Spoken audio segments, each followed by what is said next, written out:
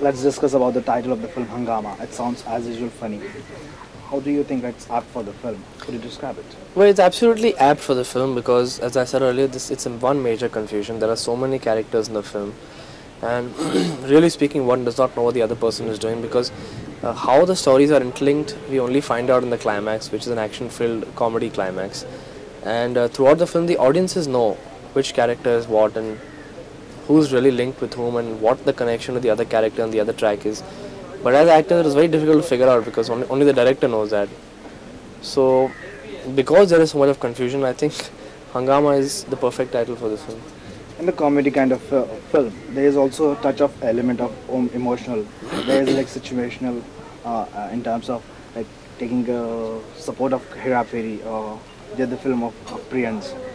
What's Hungama deals with? Well, Hungama deals with a couple of tracks. It basically deals with comedy. It's a situational comedy. It deals with a little bit of romance, a little bit of emotion, a little bit of action. But yes, the crux, the main genre of the film is comedy. Comedy is a dominating factor, dominating emotion in this film, supported by the other emotions. So I think this film has got its own significance. It's got its own qualities. The role that you're portraying in the film is what? The role that I'm portraying is about a guy who runs away from home.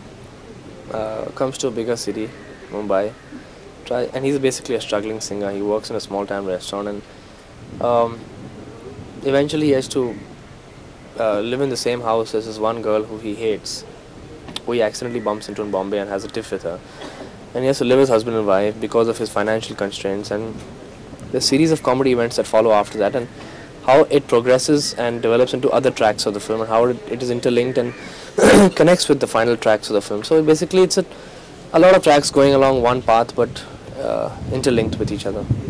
Your scenario of the film, working with experienced Akshay as well as the co-star of yours, Rimi, I guess. Well, it's good fun because I think Akshay is a very good actor.